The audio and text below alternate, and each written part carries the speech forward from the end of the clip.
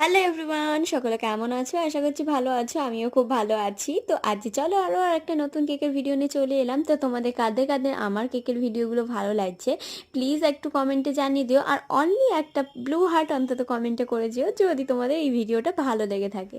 তো চলো, আজই যে কেকটা বানাচ্ছি এটা প্রায় অনেকটা দূর থেকে নিতে এসেছিলো আমার বাড়ি থেকে। তো এখন আমি ডেলিভারিটা সচরাচর করছি না।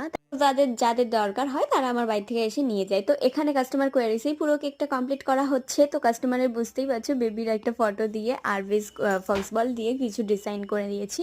তো কেকটা কিন্তু একদমই সিম্পলের করে ছিল। তো তোমরা দেখে কিন্তু প্লিজ জানিও কেকটা তোমাদের কেমন লাগছে। আমার তো বেশ ভালো লাগছিল করার সময়।